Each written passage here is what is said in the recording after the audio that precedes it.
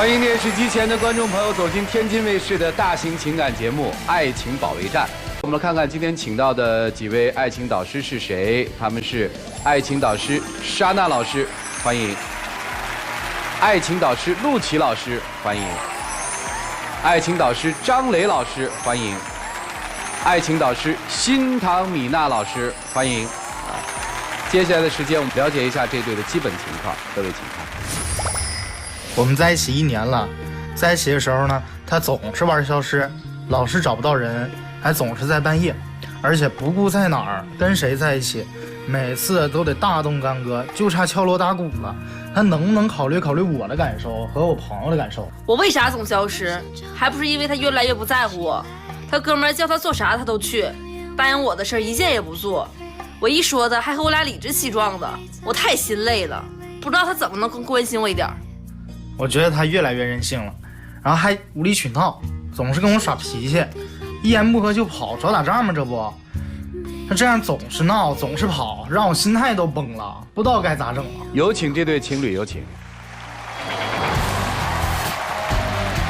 王先生，23岁，来自辽宁，声乐老师，有请小王。小肖，22岁，来自辽宁，学生，有请小肖，有请。欢迎两位哈。咋啦，老师？刚开始认识他的时候呢，就是觉得小姑娘不错哈，然后就也是追求她，就在一起了。在一起之后就发现她特别爱闹，总是作，然后最重要就是啥？她动不动就消失，一生气她就没影，联系不到。我为啥消失？还不是因为你不在乎我。有一回就是晚上，我们跟朋友一块出去吃饭，回来挺老晚，11、12点了。到家楼下之后啊，就给他送回去嘛，说：“哎哥呀，你晚点走呗，我想录个歌。”我说：“别录了，大老晚的还录啥呀？扰民。”他一录歌啊，就不戴耳机，然后还喜欢搁走廊唱。你说那不扰民？我都说了，我说我在屋里唱，我小点声，我就那时候有状态。我为啥那天晚上非要唱？因为他之前答应我了，他不教声乐的吗？他说我唱歌跑调，我帮你把那个跑调纠正过来。我说行。他答应我2个月了，每一次一说教我就这有事儿那有事儿，就一天拖一天。那我不一直是在有事儿吗？我哪有时间呢？那你跟你哥们上网就有空呗。我就说不录，明天再录嘛。不的，就要今晚上录。那你要不给我录，我找我男闺蜜过来录。我当时我就火就上来，男闺蜜是谁呀？是吧？我就找他了，然后啪摔门就走了。然后我搁小区里找了好几圈。你找我了，我就在大门口蹲着。那小区那老大，我现在找完小区吧，然后你一跑，谁能抓得着啊？后来看着个保安大哥，保安大哥跟我说：“哎，小伙子，你是不是找人呢？”我说：“啊，对哥，就门口往右转跑出去了。”然后赶紧往外跑嘛，看着他了，搁路边啊，跟个大蘑菇似的，搁地下蹲着，还搁那就不委屈吗？你也不找我。然后你说他一男生，他能抓不住我吗？就这么站着瞅着我走。你每回要跑的时候多快啊，根本找不着人都。啥都有理，啥都是我的错。这还没完啊！你看回来了吧，找到人了，还连续。好，那咱好好说一说。那我问你，我俩每次吵架生气的时候，你为啥非找你朋友、找你哥们儿啊？那你说我能劝得了你吗？你劝不了我，他们就能劝了我呗。那他们有一个人有一张嘴帮我说呀，最起码。啥事不能自己解决，他非得找别人，弄得人尽皆知。就是说找我哥们儿嘛，我朋友过来了，劝他，他就一顿瞪我呀，使劲往外拽我。我说你别拽，咱你把我手腕都拽红了，那你说我不得甩开吗？我就使劲拽了一下，他这一甩，可能那个劲儿就借劲儿，啪叽摔地下了。摔地下他就之后，我哥们儿过来了，就说我打他。我说的是你推我，我没说你打我。然后我哥们儿后来就跟我说，哎，你说你找个这样的女朋友，你自己累不累啊？天天还得忙活。他啥事都跟人家说，他只说他认为的事儿，他不说实情是啥样，人家就感觉什么都是我的不对，他不把全部的事都说出来。那你看看我朋友那么说完你吧，说完你一回之后，我回来还跟他沟通了，不行，又出现事儿了。第2回我发小他们大老远来沈阳玩，大早上应该是8点多钟的火车到这儿，我前一天我们定的是我们去接他。然后他不知道干啥哈，晚上熬夜熬到4点多，第2天早上没起来，人家都到了，他才醒，我就着急啊。然后他还说，哎，等我化个妆，化完妆9点了，人家都到咱玩的地儿了，等咱呢。然后我俩坐地铁去呗，等下地铁人没了，找不到了。我为啥？我那天晚上不4点多钟睡觉吗？起来了我就说，我说你先走，我说到时候我去找你们去，别让他们等时间太长了。然后不介，我跟你一起走，我等你。然后等完我到地铁站了，我说哥我饿了，全程一点声没有，就这么站着，脸上可冷了。我说你咋的了不吱声？就全程冷冰冰的。当时我不是在想吗？啊，对，他就说啊，我不在想，我想你不会吱声啊，就这么站着。那我不得合计合计，想一想，能想一路，然后也不搭理我。本来就没剩几啥，我就想是，哎呀，一会儿到那儿吃啊，还是咱俩路上吃啊，怎么样？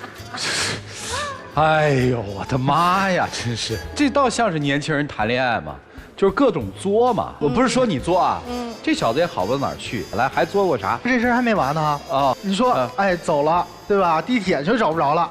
我们到了我们去的地儿，该去的门口啊，他还搁地下蹲着呢。他走另一条道过去，我没遇着。他还说我，他都不找我，然后我就想，我先到了，我在那等着他吧。然后到了还说你咋走了呢？我说你都不搭理我，我还跟他站着干啥呀？他说他发小都吃完饭了。我说那你先去上去。我说我自己吃完饭再给你们带回来。不行，就是我说啥都不行，这也不行，那也不行。那能让你自个儿去吃饭？然后我就说那咱上去问一嘴嘛。他不的，我就想吃那个，就自己去了，就要去。当时我也生气，我说你爱干啥干啥去吧，自己去吧。然后我就回家，回家也不对，我到家之后，他搁那玩了一天，完了都天黑了才回来。大夏天的，是不是得6、7点钟了？没有那么晚，就5、6点钟回来了。这夏天要天黑得9点以后了，孩子。他每次都是，就是不管我跟他说啥，都是不是那样的，没有，就是非得和我犟。我俩吵架，非得他把我吵赢了，这事就拉倒了。他要没给我吵赢，我俩就一直吵。回来之后我就看他搁那收拾东西，我说你干啥去？他说我回老家，你管着吗？你说我还不能回老家了。后来就也不知道咋地，跟人磨叽半天哈，然后他也不理我了，也终于答应了，哎，先不走，不收拾东西。好家伙的，可算不走了，空了一宿。第二天早上呢，自己早上不知道哪去了哈，然后回来跟我说啊，我饿了，我出去吃饭去，又吃饭去了。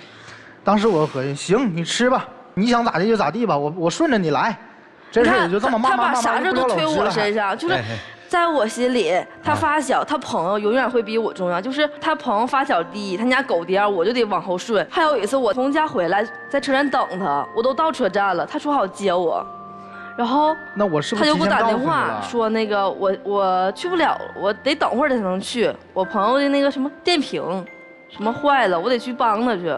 那我是不是完事告诉你了？我说你多长时间能完事？他说啊，快，一会儿完事了。然后我能等着1个多点了，我就问他，我说你咋还没来呢？我说你要是没完事的话，我就先走，等你完事你再回来找我。不对，你等我，我一会儿就回来。我在那等了3个多，这人4个点，人也没回来。后来我走了又怪我。我是不是告诉过你？我等我会儿，一会儿我就到了，一会儿就到了。你那一会儿到底是多久啊？当时没想那么长时间，我还得取一趟工具，一会儿就过去。这事儿你错没错吧？反正是磨叽了，是晚了，但我一直也在联系他，最起码我没失踪，我没告诉他我丢了，我怎么不联系你？啊，对，提怎么失踪这个事儿啊，他不刚毕业嘛，大4的时候他们毕业典礼，他们一堆人出去喝酒吃饭去，我说行，我说去呗。全程4、5个小时吧，他们喝酒，一点联系都没有，都半夜了。你说我也找不着他人，我是不是着急？打电话不接，发微信不回，然后我就生气了。这事儿也怪我说，我不告诉你了吗？怎么地的？我说你告诉我了，我就不着急了呗。大学毕业4年同窗了，开心。我也没说不让你去喝酒。然后我就告诉他，我今天晚上肯定是8成看不了微信，看不了手机，咱一块喝酒吃饭唠嗑侃大山。结果他跟我说啊，行，知道了，好好的啊，当时答应好好的。结果晚上，夸，从我吃饭开始一直到我吃饭结束，电话没断过，微信没断过。那你为啥不接？我没听着。那你怎么知道没断过？因为第2天早上起来看，谁信呢？从下午4、5点钟开始，4、5个小时不看手机，谁信呢？哎呀，这怎么了呢？我就想知道这个事儿的结果是什么？到最后还是找不到他人了。怎么又他消失了呢？因为我联系不着他呀。然后第2天就说，我联系不到你，为什么你就能联系到我呢？啊，没影了就。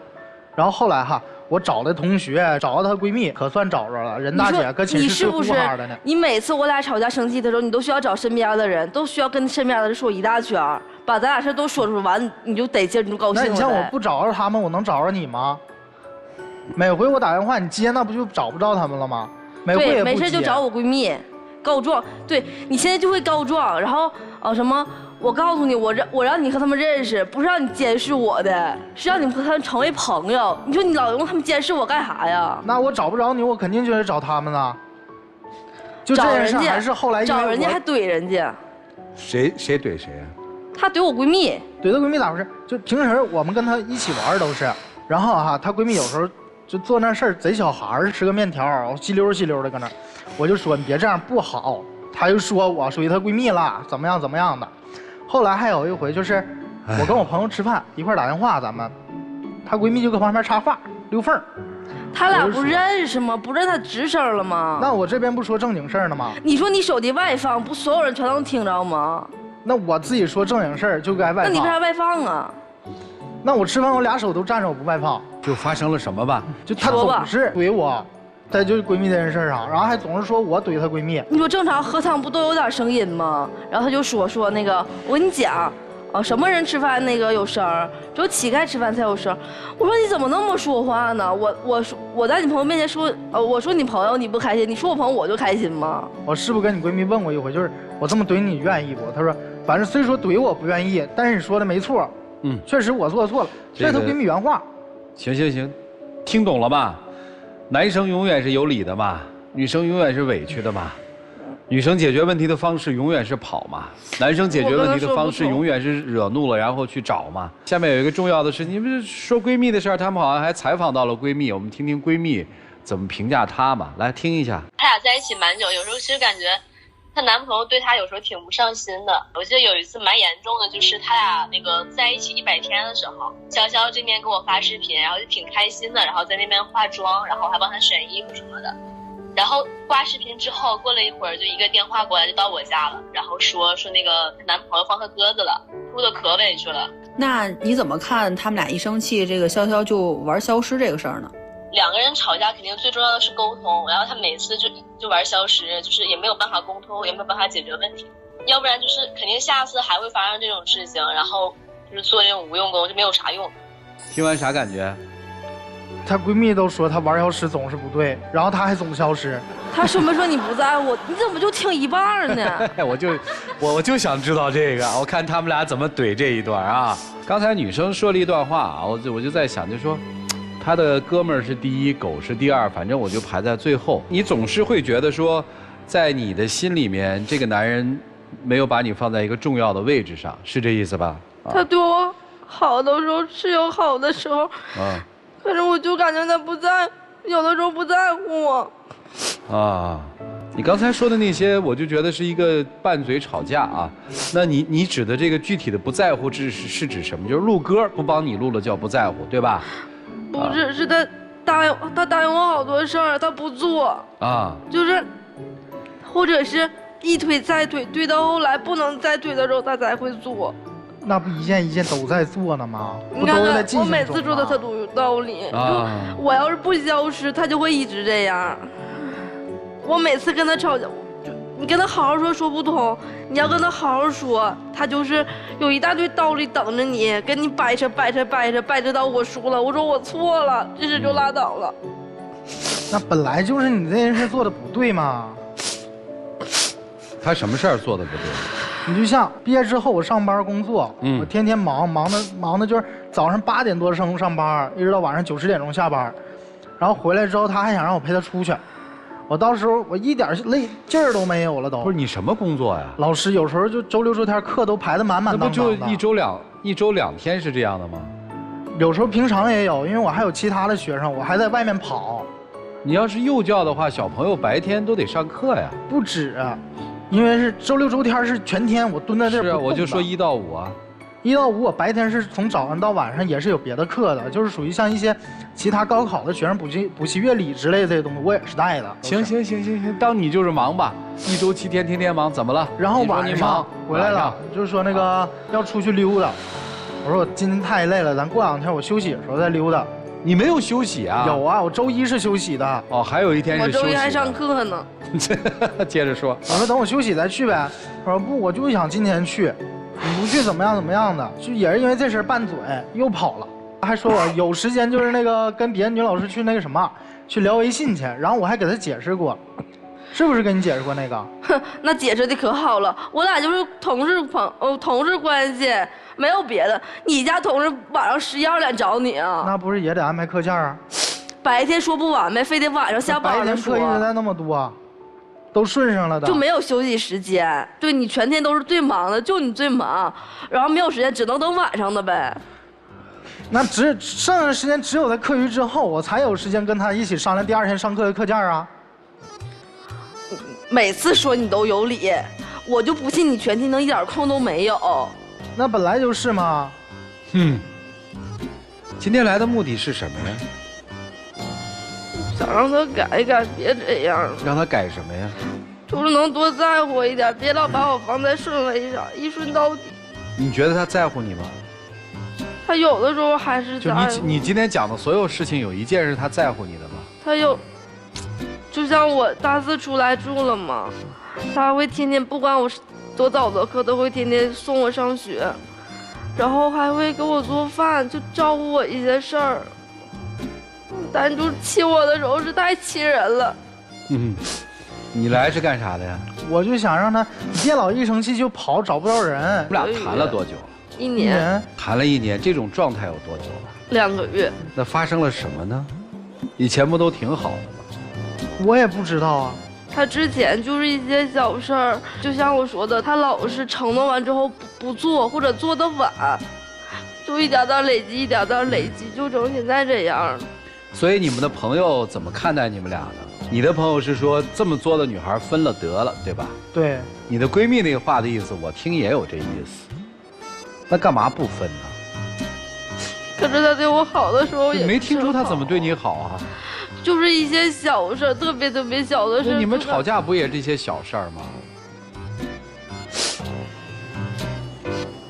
来吧，看看老师们怎么说。一起进入丘比特问卷。作就是理由不充分的折磨别人，但是在恋爱当中，我们女生经常会说小作一下，但是小作是怡情的，可是大作就伤情了。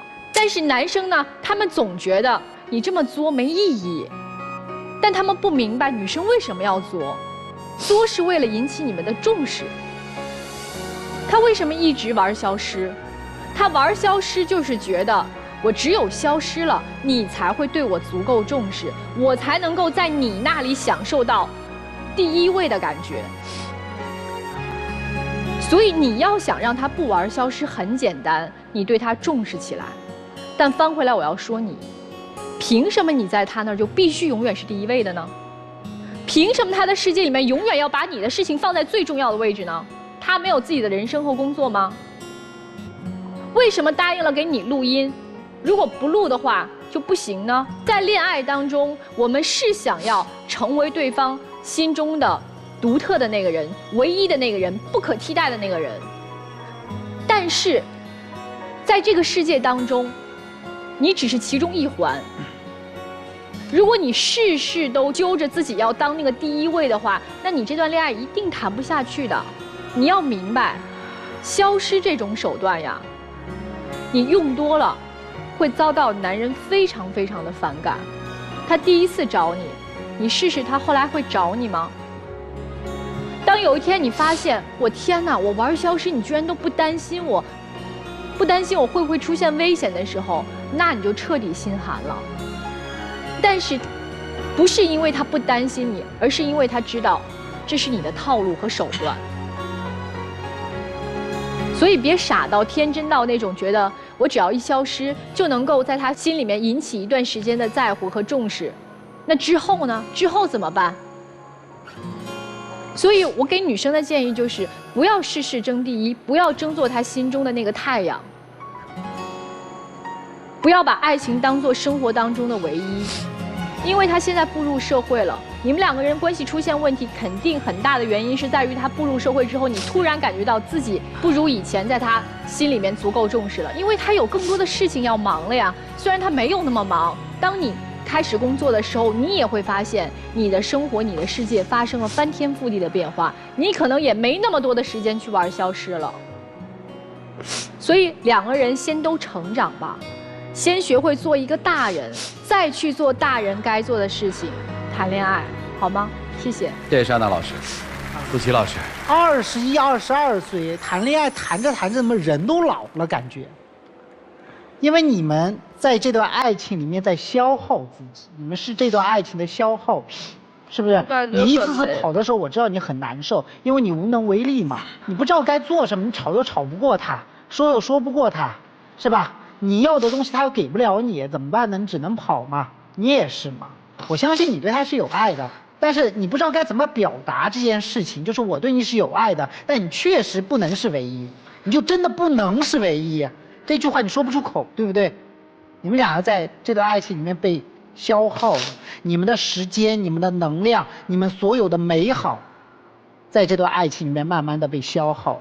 这里面就带来一个问题，就是你们现在这个问题的表象很简单，你叫过度关注，你叫渐渐忽视。你们这两个一定有冲突，你知道吗？你是越来越关注，你必须要关注我，我对你是过度的关注，一直盯着你，你也必须一直盯着我。结果他做不到，你知道吗？我告诉你为什么做不到，他就是做不到。男人的热恋期，在他一生中对一个人只在一个时期，他只出现一次，他是不可逆的。他的一生，他对你就只有最热烈的那一段时期是对你的热恋期。如果你把那一段时期当成你们未来生活的标准，那就是你标准的错误。爱情里面我们要允许人家不把你当唯一，爱情里面对方也不应该是你的唯一嘛。人生里面有太多的东西，工作、兄弟、宠物啊，关注这个我关注那个也很正常。这个时候你要问一下自己，为什么你把他当成了你的唯一？这是你的问题，你的错误。还有你也有问题，你硬生生的把一个女人逼得消极对抗。也有姑娘，她一次次消失，你觉得不安全？是啊，这个不安全是你逼的。为什么？因为你不依不饶嘛。你就不懂得什么叫吵架。你告诉我，他为什么你想要放出来？你说过你教我的，你不教我，我今天就是跟你对着干，是不是这个道理？吵架不是为了赢嘛？如果吵架为了赢，你们一定分手。吵架是为了找到亲密关系的磨合中出现的那个问题。你的吵架不是，你的吵架是我摧毁你，我打倒你。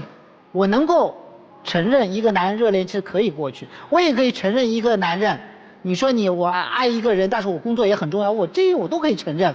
但是如果你要在两个人之间的吵架的时候一定要占据那个主要的或胜利的或最终利益归属人的地位的话，那么对不起，你不配谈这段恋爱。就这样。谢谢陆琪老师。张老师，其实我觉得他们两位啊，都是两个还没有做好准备就进入了一段情感的人。他们其实都是孩子，其实还都不懂怎么去爱呀。我要跟这小伙子说一句啊，这个是爱，它不是辩论赛，要分出输赢来，也不是过家家，爱是要用心去包容对方，去理解对方，也要去陪伴对方。在情感上，要把对方放在很重要的位置，那么在行动上，要多陪在他身边。其实他那些作那些闹，都是反映出他对你一些行为的不满。他认为你不在乎他，你总是忙你的事儿，忙你那哥们儿，忙你那狗，永远忙不到他那儿。他心里失落了，情感失衡了，才会做出这样过激的行为。所以真的，小伙子，我觉着你应该从自己身上找找原因，不要每次一发生矛盾，本来是正常的沟通过程、解决问题的过程，变成了你要打败他的过程，要说服他。其实你自己身上也有很多问题，你也要去学习怎么去爱，和怎么得到爱。而且，我们看到，其实这姑娘已经把你当成她生命当中最重要的那个人，所以希望你好好爱她吧。谢谢赵老师。米娜老师，跑绝对不是一个好方法。跑第一次的时候，他可能会在第1分钟就会担心你，然后找到你。跑第2次的时候，可能他会在5分钟的时候担心你。跑第3次半小时，跑第4次2小时，越跑得久，你在他心中就趟开了一趟安全的疆域。他觉得没有关系的，你肯定是到闺蜜那儿了，没有关系的，我晚一点再哄你也无所谓，因为知道你安全，因为也知道不会失去你。现在是不是这个样子？而他也因为在你跑的时间里头，第一次得到了1分钟的自由，在这1分钟里，他心急火燎的找你，没有顾上享受自由。第2次他有了5分钟，他可能用了4分钟在享受自由，用1分钟在心急火燎的找你。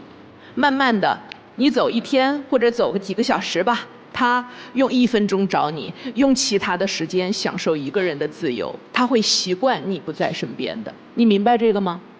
你走的次数越多，拉开的时间越长，他越会觉得我自己其实也没啥，女朋友走吧走吧，当他出差了。所以跑不会引起别人的重视，只会让别人觉得没事儿，他出去散散心，把它当成了你的一个常规手段，就像我们常听了的“狼来了，狼来了”。然后女朋友这个跑，整场下来，我就是有一个地方我听了心里会有一点咯噔，就是女朋友跑了，好像是第1次蹲在路边，她说她就像一颗大蘑菇似的在那儿蹲着。这话听起来好像幽默，但没有任何联系。如果你说她就可怜巴巴的在那儿蹲着，她就委屈的在那儿蹲着，她就自个儿可孤单的在那儿蹲着，或者是她就在那儿蹲着，看上去挺无助的，挺生气的，那么我都可以认为你对女朋友在那儿蹲着或者女朋友走这个事情，你心里是有情绪的。这个情绪不管是愤怒、同情、心疼、思念，管它是什么，然而你却在不该幽默的时候你去幽默，它像个蘑菇。什么是蘑菇？蘑菇是需要你带回家的吗？蘑菇是需要你拿回去好好呵护的吗？好好沟通的吗？不是。你的这一种幽默感会让女朋友觉得你真不重视我，你不在乎我。其实当他作的时候、闹的时候，别跟他讲道理，讲啥道理啊？你只需要就是抱着他，我爱你。你说10000遍我还是爱你，你挑我再多的刺，我就是爱你啊。我今天是不能陪你逛街，但是我真的心里有你。我们明天不行的话，你说哪天是哪天，我定在日程表上，今天就是我错了。就这么简单几句话就能化解嘛。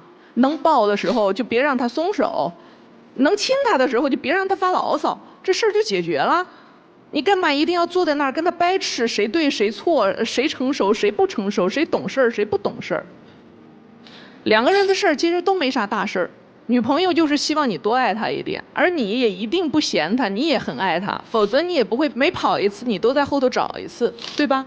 相处的时候，两个人再调整一下相处方式，就会是一对很完美的恋人了。继续你追我赶呗，没啥。谢谢米达老师。要跑就别回头，回头就别跑，别吵，吵也无济于事，跑也无济于事。一起进入真情60秒。只要你下回就是想作想闹能说清楚，别老是直接就跑。一跑的话我也找不到人，我也说不出来啥，还没等我说呢，人没了，就陷入找了。本来没多大气，然后整得我最后也生气，你就也没心情哄你了，劝你了什么的。你老是讲道理干嘛呀？你非要跟我掰着干嘛呀？你就不能说我走的时候你就不能拽着我吗？你非要跟我掰着，你跟我掰着我能不跑吗？我也说不过你。那每回想找你的时候都得找那么长时间，找到最后还嫌找我时间长，找到最后已经就是找不到了，找累了，找疯了，然后回来也没什么别的话想说了，就是想说这件事对错了，只剩这个想法了，就是能咱不跑好好说。跟你根本就说不通，说啥都没有用。谢谢两位，请回，请回，请回。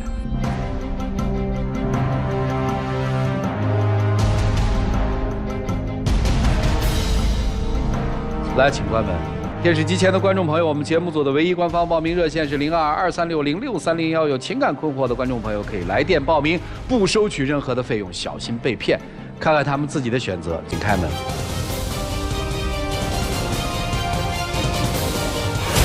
我们两个从认识到现在有8年的时间了，期间也是分分合合。其实我心里还是很想和他有一个圆满的结果，可是他身边老是有一些异性出现，让我不知道他到底是不是真的想和我走下去。我知道他心里一直有我，但他总是不太信任我，经常吵我，让我觉得很累，而且他和我女儿也相处的不是很好。毕竟我们现在年纪也不小了，我也想早日回归家庭，希望他可以给我明确的答案。有请这对情侣，有请。肖先生44岁，来自湖南销售，有请肖先生，有请。胡女士42岁，来自湖南销售，有请胡女士，有请。欢迎两位哈。都曾经有过一段婚姻，是吧？是的。啊，都有一个宝宝，是吧？现在离婚之后，孩子跟谁呀？我的跟我。您的呢？跟前妻。分分合合也有8年的时间了，是吧？是的。谁先说？我们当初走到一起，也是因为曾经各自有相似的经历才走到一起的。然后刚开始的头几年还是挺好的，但是后来相处下来的话，我就发现他总是不太信任我，在一起相处就挺累的，所以就不想再继续下去，后来就分开了。你不相信他吗？因为刚开始吧，觉得他挺不错的。然后呢，我们相处的时间里面就是发生几件事情吧。让我就对他和这个异性之间的交往就有点不太喜欢。比如有一次我在工作，他家小孩吧上学的地方离家比较远，他让我去接一下。平时呢一般的时候没事的时候都是我们2个一块儿去接的。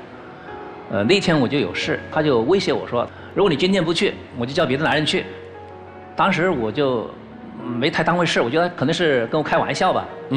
谁知道后来就是晚上吧，然后我从外边过来以后，他的小孩就是无意间就说啊，今天有个叔叔接了他，然后他们一起吃了饭，还逛了街。当时我挺生气的，然后我就跟他吵起来了。因为当时的孩子嘛，都快放学了，如果不去接他的话，不能让他一个人待在学校。然后我打电话给他，我就说今天接一下，他也知道今天要接，但是又说去不了，我就说那没办法，肯定要去接，我这边工作没忙完嘛。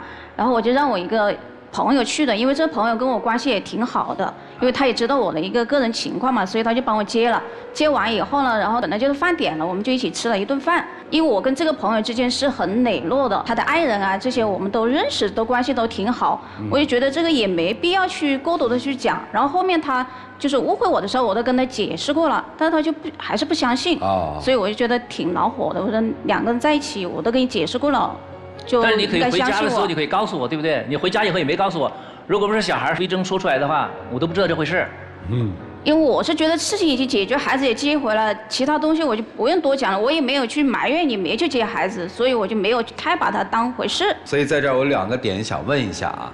第一个点，男生说的是，他威胁我说，你不去接，我就找其他的男生去接。根本就没有。是他的感受出现了偏差，还是？他的感受出现偏差。您当时说的是不可能这样。您当时说的是，如果你不去接，我就去找别人接，还是当时说的是，如果你不去接，我就找别的男人去接？我就找别人接，别人接，只是说我没去说是异性还是同性，没去这么接。好，这是第一个点啊。第二点，我想问一下，就是。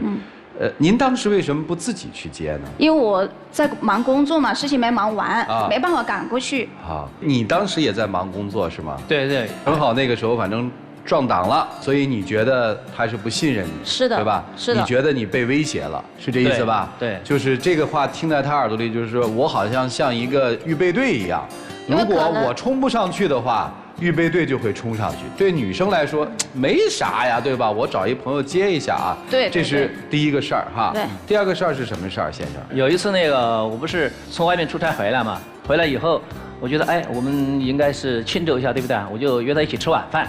然后他就直接回绝了我，他说今天没空，我就约朋友。然后我在等待我这个朋友的时候，看见他已经来了，我说你不是没空吗？你怎么到这儿来干嘛呀？他跟那个谁说约了一起吃晚饭，我当时就生气了，我说。我约你就没时间，别人约你就有时间，就跟他吵起来了。当时当着朋友的面，让我觉得非常的尴尬。事情我后来我也跟他解释了，确实是他是先约我吃饭，有业务上的事情想咨询我，没有想到我去吃饭的时候他也会在，然后他就误会我了，以为是我故意不和他去吃饭，所以就是赶事，然后就这么巧的就赶上了。女生的解释是说我先约的别人，而且是因为工作啊。其实你跟他说一下就好了。因为那个朋友约我的时候没有过多的去想，因为我本身就是做销售人嘛，就不会去想那么多的。那你有没有考虑过，就是我在现场看到你的时候，当时我的心里是怎么想，对不对？那我事后我也给你解释，也给你道歉了。还有那个第3件事，就是有一次我就看到那个朋友圈，然后他就发说明天要出差去外地，然后我就主动联系他，我说那你明天去外地的话，不如你去之前咱们一起吃饭，然后我吃完饭以后我送你去飞机场。他当时就说吃饭我就没空了，但是你送我去飞机场可以，吃饭喝水已经约好了，然后约好的也是我们共同认识的一个人，也是个单身，而且还是他的粉丝。然后我就到了那个约定的时间，然后他们吃完晚饭以后，我就到他楼下，去接他，在那个去飞机场的路上，然后我就接到那个一个电话，客户请我去那个唱歌，因为我们这种做销售的，你平时不维护客情关系的话，你不可能有业务的时候他就主动来找你，对不对？然后我就跟他说，等会儿那个有客户让我去唱歌，他就发脾气了，他说你既然来送我，又搞出是不是心里不想送我？然后非强制我把那个车子靠边停了，停了，然后因为他坐后面嘛，就把车门给他拉下，然后就下车了。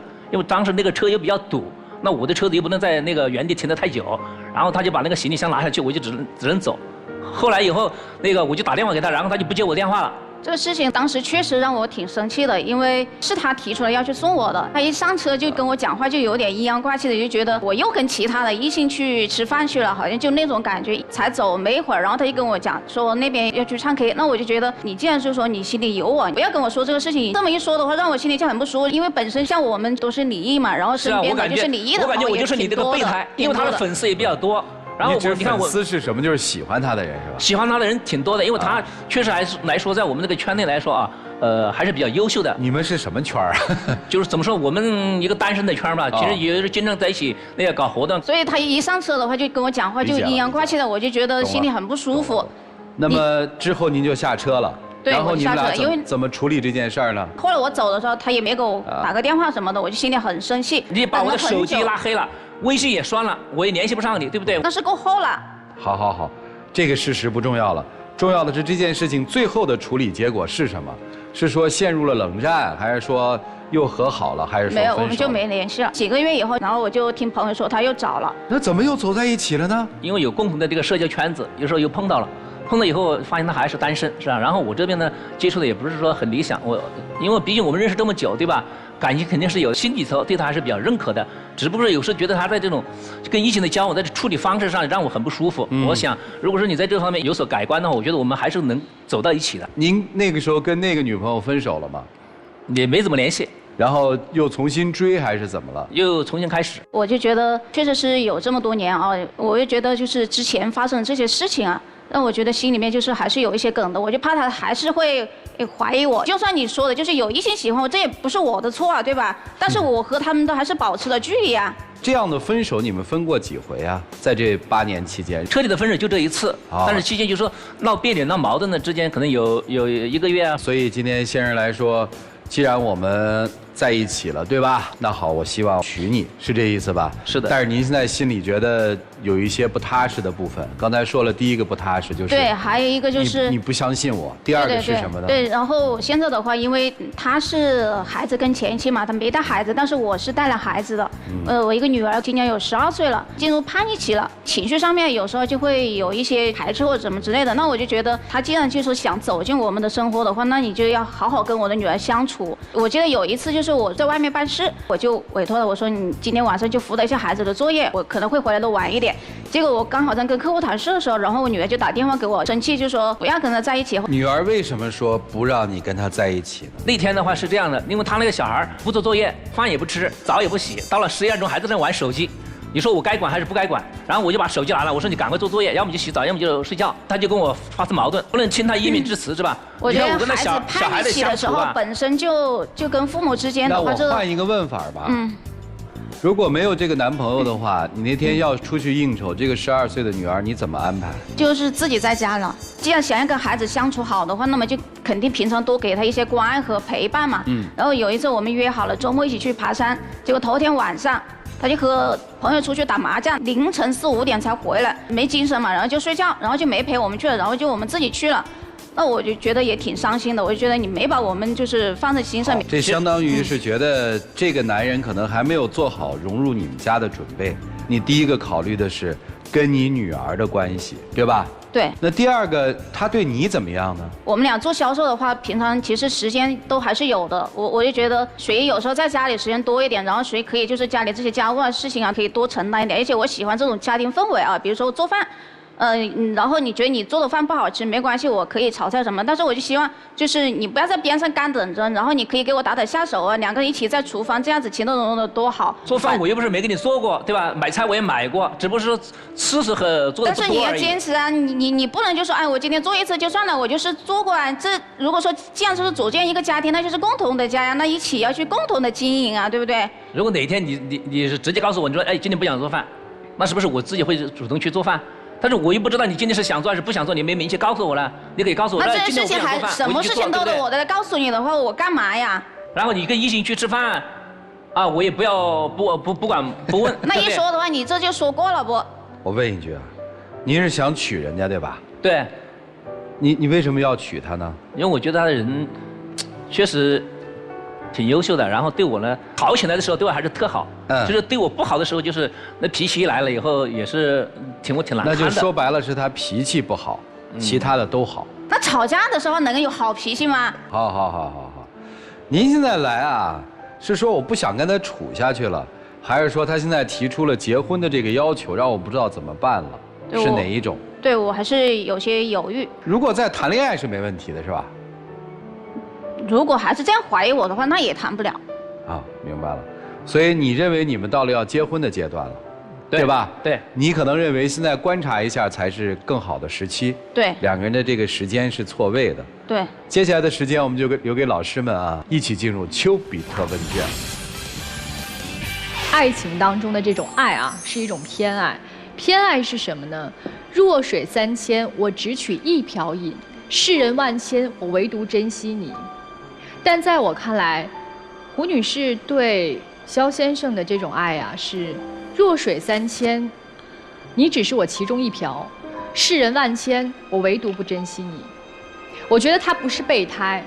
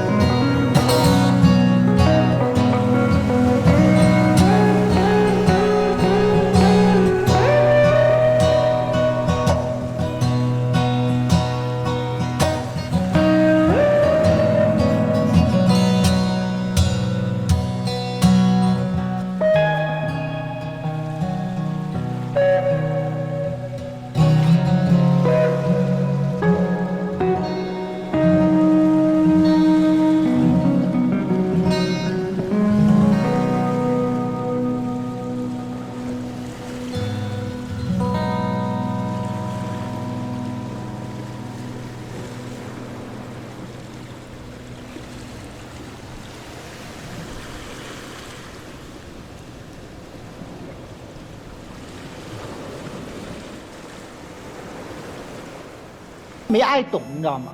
为什么结婚？你们心里面都有一本账。你刚刚说的很清楚，我就是要得到他，我只有有那张纸，我才能跟他提出更多的要求。你为什么要结婚？我为什么说你是功利？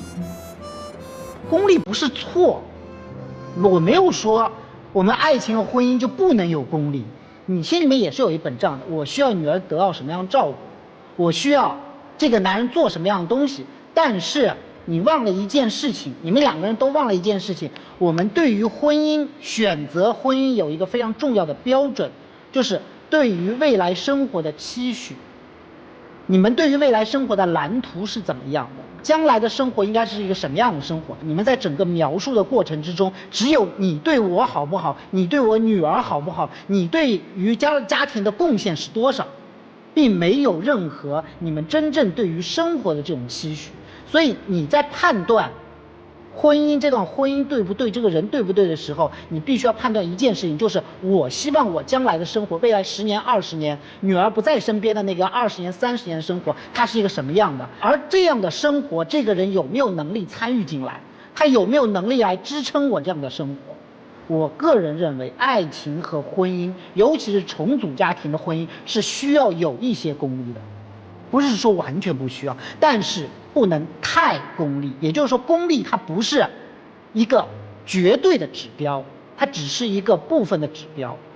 真正的指标是什么？就是我们两个人的组合，最后对于我们未来的生活究竟会变成一个什么样子。所以重组家庭的两个人，我希望两个人真正能够让两个人走到一起的品质是什么？是善良，是信任，是可以相互支撑。就这样。两位都经历过一段失败的婚姻，那么也经历了这8年来风风雨雨和分分合合。那么今天肖先生提出婚姻这个要求，首先在这个点上我还是为你点赞的。但是为什么到了这个时候反而他退缩了，他犹豫了呢？因为他觉得累。为什么会觉得累？我观察到一个细节，肖先生您站上台来一味的是说他怎么了，他为什么不能怎么了。我希望你能明白一点，爱既不是求来的，也不是要求来的。爱是怎么来的呢？爱应该是吸引来的。你应该把自己变得更好，让他对你更有信心，让他对未来更有希望。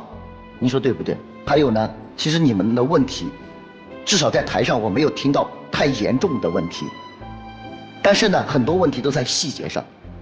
但是确实有很多的感情和婚姻也是败在了细节上。提到那个孩子，你2次用的都是他那个女儿。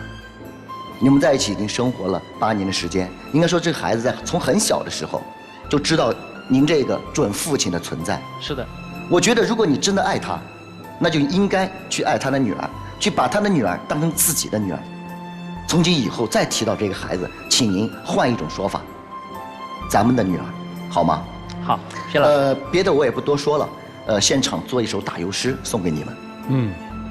重组家庭不简单，换位思考是关键，携手同心诚相待，共赴岁月起新篇。好，谢谢肖先生。整个的这个事情其实挺平淡的，你们讲起来我也没有觉得有大的矛盾和大的波澜，但是能够感觉到一个词偏爱，被偏爱的有恃无恐，说的就是他。在整个恋爱关系里，他永远都有最重要的人放在前头，客户、朋友、孩子、花，和别人眼中的我，就是在乎别人的看法，你永远都是在第2。为什么？因为你偏爱他，他也知道他被你偏爱着，你的偏爱使他就只能这样，因为你反正不会生气，生气了也反正不会走，你最多就是发脾气。可是他一旦发了脾气，就可以拎起行李箱跳下车，即使是在车道上，他也可以随时把你拉黑，让你消失。今天你想用婚姻的方法来给自己找到安全感，但是你却搞错了一件事，想用婚姻拴住一个人呐，往往被拴住的是自己。你想拴的是他，但到最后又会变成了对你更加的有恃无恐。为什么？因为你就是那个必须得带孩子，必须得养好花，必须得做后备军，不能够比工作重要，不能够比朋友重要的那个家属。你自己想一想，是不是？很多以工作为重的人总是会选择说，我以工作为主，我要挣钱养家，所以你们先往后站。你以为你能用婚姻使自己显得在他的生活里特别了、特殊了、独一无二了？不，你一旦用这张纸得到了他，他会把你和孩子一起放在家里。其实问题更多的是在你身上，你不爱他，或者说没那么爱他，但你不肯说。如果你很爱他，8年里头你都没有向他提出要结婚吗？这8年里头，今天的所有讲述里头都没有你为他做了什么事儿，而他让你伤心这一类的故事。有的全是他为你做什么你不领情，他为你做什么你稍有不满，他为你做什么你觉得不尽如人意。他其实来你的生活里头就是搞服务的，你觉得享受他的服务，然而想让我把你变成我的伴侣，你还差一点。你不觉得你未来的人生跟他在一起你能踏实放心？不管，也许是经济的考虑，也许是孩子的考虑，也许是2个人的工作性质的考虑，不管是什么考虑，你总觉得如果我要结婚，可能不是你。你在里头挑剔了他很多，比如说他对我的女儿，他管我的女儿，天哪，亲生父亲可能也都是这样诈尸似的管孩子，忽然有一天出现了管一下孩子，哎，你今天不能看 iPad， 然后平时消失了，亲爹都这样。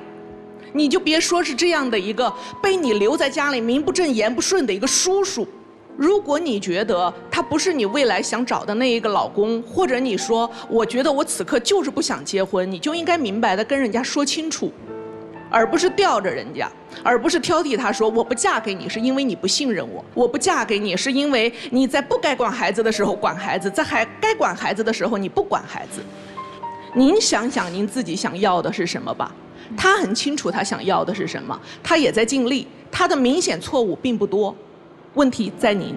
谢谢明达老师，你们俩其实挺像的，就是当听到了自认为对我不利的言语的时候，马上的反击，说明你们的保护性都特别强，你们都特别缺乏安全感，至少在这段关系当中，你们自己去想啊。剩下来的时间就留给你们，我们一起进入真情60秒。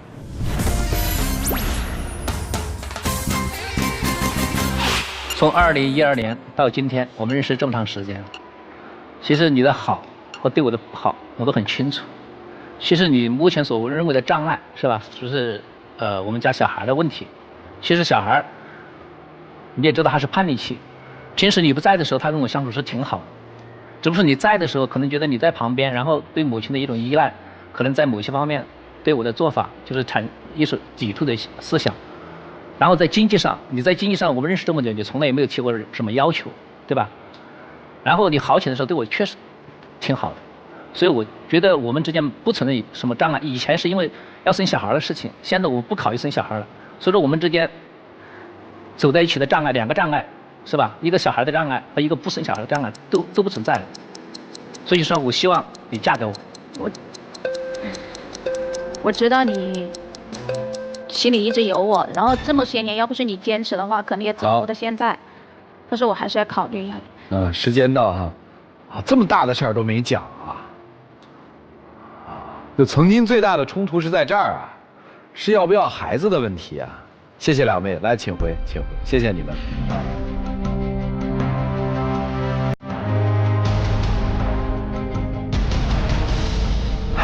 请关门。电视机前的观众朋友，欢迎大家登录优酷视频收看节目的完整内容。接下来我们来看一看这对再婚情侣是如何选择的，请开门。